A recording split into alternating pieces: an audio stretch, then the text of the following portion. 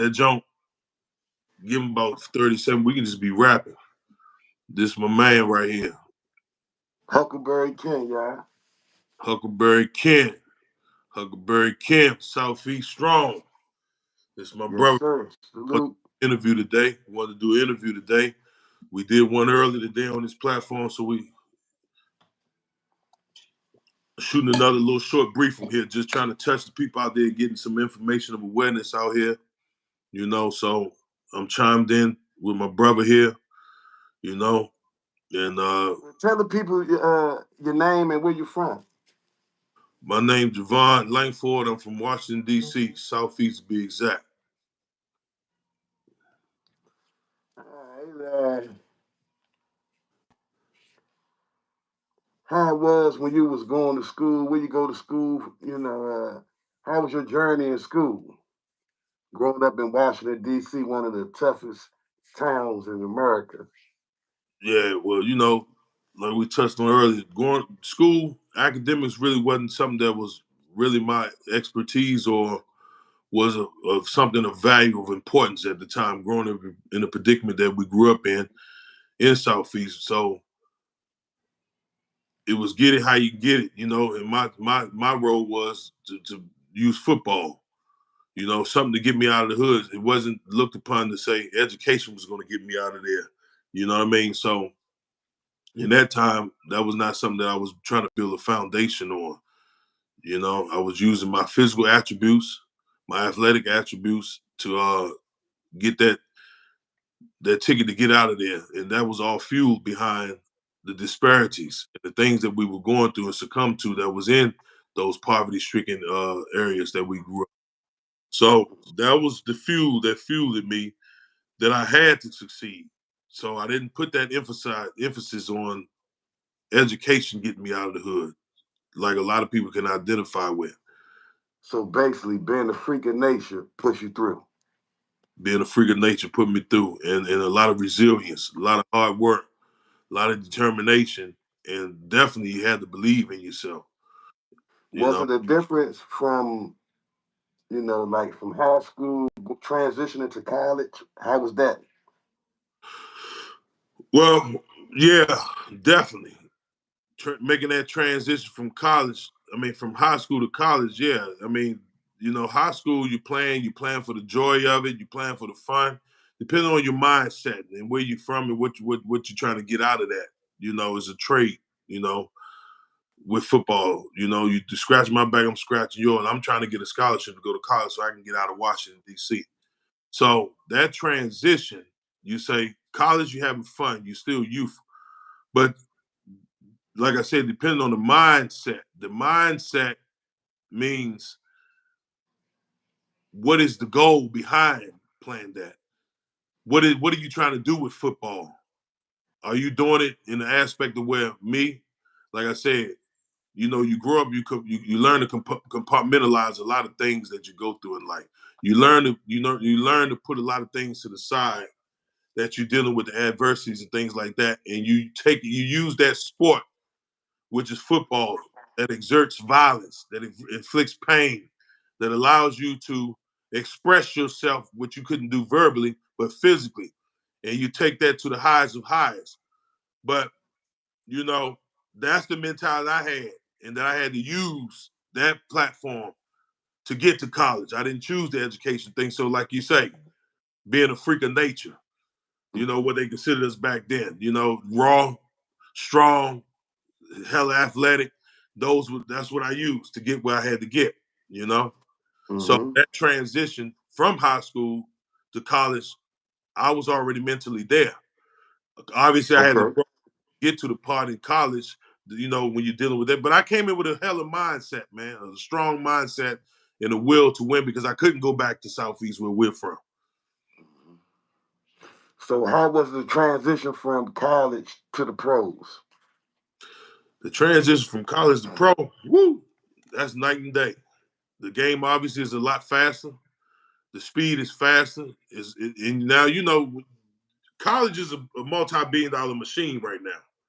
Okay, it's a $1 billion machine over there. Who is this? Hey, little guy, Halloween is over. Time to get back in school. Yeah. So I don't know. You get people that be Yeah, it's trolling. okay. I like it. Salute. So that Salute to Dan and Hallie. right. So that college is a multi-billion-dollar machine. And you're dealing with young folks' lives that are coming from all walks and shapes and forms of life. And I can only speak for myself and the brothers that I know. We've done a lot of locker room talking, all these things that we know where we come from, and the ones that you kind of mesh towards, you have very similar backgrounds, and in that demographical standpoint. So, Shout out to Ohio. what's up, Jackie? She's a good follower. Yeah, she always commented. It's a lot of support. Appreciate you, Jackie. So, um, you know, you say the transition. So you have to understand that like I said, you come in college, you know the ones that come to just play to have fun, to learn the social atmosphere of the college. Some come to get the education, but I'm dealing with, from my standpoint, what I know, what I can empathize and understand from our group of people, that we come. A lot of us have these goals and aspirations to play professional football, and you and I both know, and the people that are listening know that it's a shot in the dark sometimes. The statistics, if you really do the statistics on how many of us make it or not, so you really do need to take the education serious. But if you don't come from that type of foundation and you don't have that knowledge of who you are, then you don't know where you're going. So you kind of like out there on the limbo, and you're too at other people's service. You see what I'm saying? To their game. So when you're dealing with college, like myself, I came in already with a mindset I have to go to pros. So I did the dibble and dabble, hung out, play around, all that. But I applied myself, never in school. I got in college in 1993, and I'm not ashamed to say this because and I'm not proud to say it, but at the same time, I did what I had to do because I came to college to play football, and a lot of us walked that walk, and not, and we did it, and we're not done by a long shot. We knew what we wanted, and now you find out today's time, unless you're gonna be a doctor, lawyer, or something of that type of importance, what is college really for? It's just a big social scene. You got a lot of things going on now where you can obtain knowledge by just at a tap of a finger. So you can save yourself a lot of money nowadays. And a lot of people going to college and they just get so caught up in the social scene that they don't make it out or become a career-minded person. But so when you come in with that mindset, like I say, as far as football, you shooting everything you got. You pushing hard. You see what I'm saying? Because that's your goal to make it to the NFL. So if you come in with that mindset that you want to be a pro and you conduct yourself football wise to be a pro, working out, eating right, training hard, playing, getting good numbers and stats, then you make that transition a little smoother. Now, the difference when you're in the pros is you sitting in a room with everybody, all y'all the same. So now how do you differentiate what you do better when it comes down to getting cut? Some guys choose to kiss a lot of butt. They always in. You got it's a money game, man. It's deeper than just football. Football has never been hard to us. It's the other things that come with it, the disciplinary things where you have to sit down, learn to study the things that I didn't have a foundation on. Learning the curricula, learning what it is to be in a quiet room, or to, if you're in a distraction, to have your mind to veer in and can still absorb and comprehend what you're reading, because those playbooks change. You see what I'm saying? You got to learn a playbook in 1 week, and if you got a tendency that comes in, a D coordinator come in and throw that whole thing out and say, we got to change it up on the fly on a Wednesday and you're playing on Sunday. And that's on account if you're going to play or not. So I understand the importance of learning how to study and do these things, because if you get blessed to be in that profession, then you're going to have to learn how to study.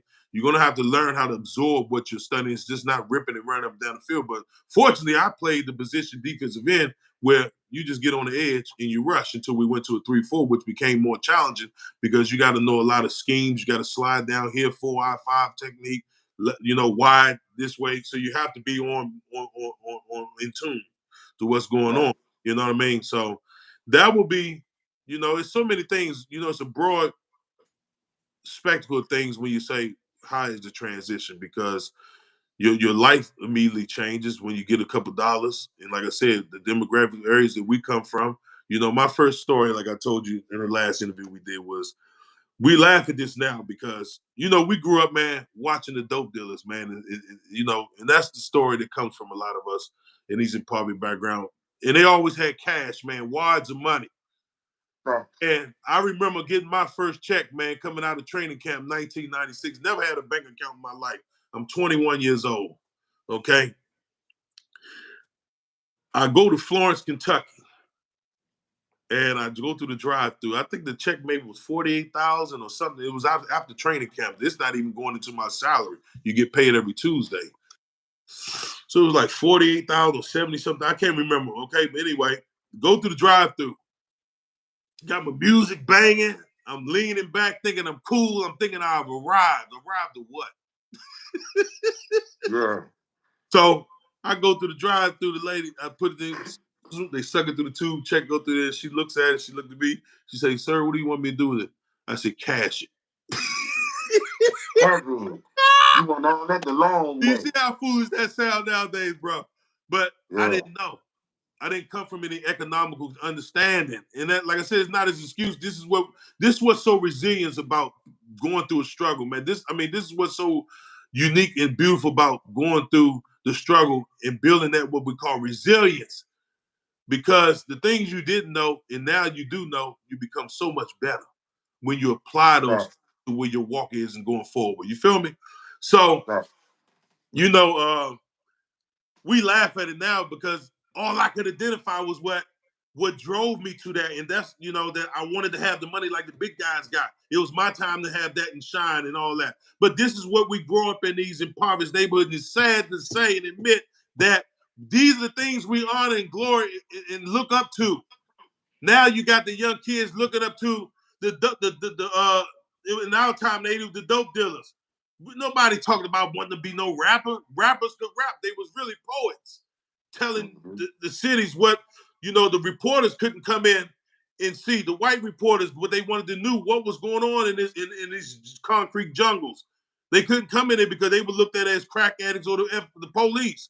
So they had to hear the stories through us by offering them record labels and then controlling the engine behind what genres or what type of message you want to now do. We fast forward now to this day of time, what message is being sent out there through music and poisoning Facts. people. So when we grew up, what I'm getting to is that what I looked up to and used that scenario there with the wad of money and what I saw, and I didn't choose to sell drugs to do it, but I made my means, but I still had that same mentality. So I didn't grow, right? It's so much more you can do with the money. How you think it's financing or getting your first home, something, buying property, and you're not even thinking that. But, so that, you know, is pros and cons to that. I thank God for having me to make it and covering me, to making me where I survived through that, to be the man I am, to be alive today, just like you. Huck, we're alive today, man. We're seeing things a lot of people will never see. We're not seeing things that people shouldn't see, but we're here. And that's the testament of how blessed we are. And it's a message that's behind that, that's deeper than football. Football was just a title. I got a lot of brothers that are stuck in this title right now because that's all they knew. That's all they Facts. know. Yeah, I mean, you're still stuck. You even venture off to go coaching, but you guy were a brand. You were a brand. You have something to market like I have right now, where former Cincinnati Bengal fighting obesity. I'm putting myself out there transparent. I'm glad we right there. Yeah. How did you? I know that got to be a dark point in your life because I heard you say fighting obesity more than once. How is you dealing with that? Say what? I said fighting obesity must Yeah. be a dark point in your life Yeah. because I heard you mention it more than once. How are you dealing with that? Right now, this is about the first for the past 5 years of what we consider living good when you're not doing anything in idle time. We all know what that does with you. Uh, I picked up this thing of over excessive eating, and it's not the food that I eat so much; it's the sweets. I have become addicted, and I tell people we are addicts. We don't have to be addicted to pornography. You don't have to be addicted to weed. You don't have to be addicted to drugs, alcohol, whatever, to say you're an addict and that be socialized or stigma on that, oh, you way bad. Obesity, overeating, anything that takes you out of your reality, your person of being the best version of you, you became an addict. Mine was sugar. And I can pinpoint it down to that. So what was it that led to that? Lazy, lethargic, accumulation of continuously doing it and doing it, and then looking in the mirror, lying to myself, buying bigger clothes. We all go through it. You see what I'm saying? But that mental addiction, you have to really make peace with yourself and say you're tired of living this way, man. And I said, as an ex-professional athlete, that a lot of guys, man, they walk around and they're ashamed to really share their illnesses because of who the strength and strong people we were before. So when you get tired of laying in bed, and I'm telling you, every night I used to lay in bed and I got no high blood pressure, no diabetes. Thank God for that. All I have is gout. Okay, that's from because your kidneys can't break down the purines. It's high uric acid that your body produces, which is, you know, gives inflammation. So gout is a form of arthritis. So, but laying in bed, man, and you having heart palpitations, you have this thing that keeps circling your mind. I can have a heart attack right now. Fact. Why would you let yourself succumb to that and willingly get up the next day and do the same thing and then go back to bed, waking up with anxiety? You're eating every hour because your body is insulin resistant. So I said, you know what? I'm tired. So I'm going to form an army, a small army. It don't have to be a big one. But I put myself out there. And as you all are looking at me, helping you, sharing my story, helping you, you're helping me because it's holding me to be accountable. All I have is my name. And that's what I came in the world with, and I'll die with it, and I cannot mess that up. But I want to stand for something. I want to be an asset and be a part of the solution. Can you hear the people that are listening right now? You're joining me. Okay? The people that's gonna ride with this. You know what I'm saying? We can feed a small village, okay? And then the village can start feeding the nations. And then the nations can do the world. But it's a contagious thing that travels that way. But I have to start myself by looking myself in the mirror and saying, I'm gonna make the change. I'm gonna lose this. I know I'm gonna lose. I ain't trying nothing. I'm gonna do it. What message you got to the world at this point? What you've been going through, what you've been dealing with. What type of message can you put out there to the universe? Well, again, that's another broad question because I mean, let's say this. You say what message? Don't one message I really can say is you got to believe in yourself. You got to find something that you're willing to fight for and not conform to what somebody else thinks. That's the problem. We have a world that people are conforming so much to what everybody else thinks and they're ruining themselves. They become ashamed because they don't think it sets the approval level enough for somebody else that they accept it. You have to accept yourself. So my message would be believe in yourself. This journey I'm taking right now, I've had a lot of people. I could tell you, you let me down. No, you ain't let me down. I let myself down because I believed in you more than I believed in myself. So I'm going to take this on front hand, and the people that are riding with me, you're going to believe in it because this is going to be a message that's going to touch souls. And you're going to look yourself in the mirror and say, I can overcome this here. I got to identify myself as an addict first and stop associating food and letting that and the sugars and release the dopamine and serotonin, all these things to make you feel good, those pleasure drugs for that little bit of time, but you're killing yourself day after day. You see what I'm saying? Minute after minute, hour after hour. We're You gonna know, take a time out. We got 8 people in here so far, and we appreciate multiple people been multiple people been in and out. Anybody got any questions in the comments? I like that, Huck. If any questions y'all have, anything, I just need, like I say, this is a marathon. This ain't a race.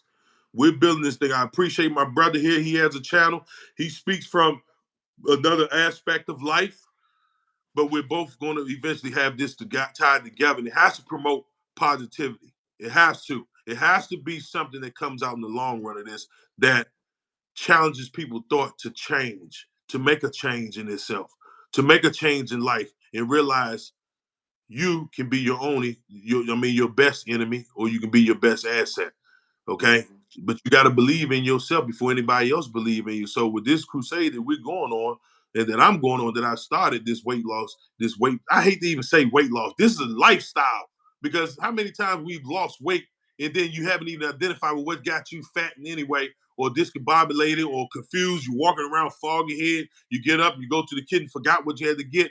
That brain is overconsumed with sugars, things that are keeping you stuck. That's what leads to dementia. That's what leads to that's what leads to dementia. You know, Mm-hmm. it thing like somebody sending me a message saying it's not open to, it's not connected. You can't open the panel about that right now. If you snooze, you lose, man. We got things to do, man. So I really appreciate people when they chime in. I feel everybody has something to say. Everybody has a message, okay? And one thing we got to understand is this: if you live in it and walking the walk, you got people that are down and out and they don't feel they have anything to say, but we can lift them up and help lift them up till they get to walking one step at a time and start going down the road of their path of victory. And then it becomes, like I say, contagious. Then it goes on and on and on. But you got to start with self. And when it comes down to that, you see what I'm saying? Like I said, I'm gonna do it with me. I'm gonna change and transform before your eye, but it don't stop there. This is my lifelong project now. That Mm-hmm. I want to add something to the world that's going to be an asset. It's too many of us falling behind negativity. And it's sad because, as God said, in the last days, right will be wrong and wrong will be right. And unfortunately, we're seeing people fall victims because you're glorifying the booty shaking, the twerking, all the ignorant things in life. But when we have a positive message, most don't want to hear it. That's the stuff that bothers me. But I tell you this, like I said, it don't take a whole lot of people to make noise. But if you believe Facts. and you Facts. feel strong at it, the ones that want to get better, they're going to hear it and they're going to follow it and they're going to do. Yeah. You're going to have your critics. You're going to have your non-believing. But again, if you believe in yourself, man, you're going to be all right. Gonna be all right.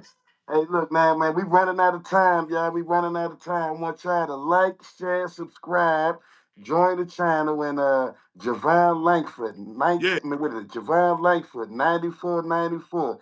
You Yeah. got Huckleberry Kent, YouTube. Join the channels, man. We're gonna take y'all on the journey with us. And man, we just getting started, man. Now, Salute.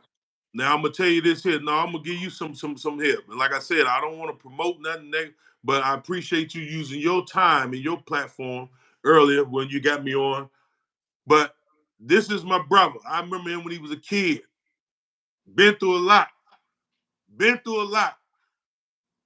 And we're not glorifying killing. We're not glorifying selling drugs. We're not glorifying nothing.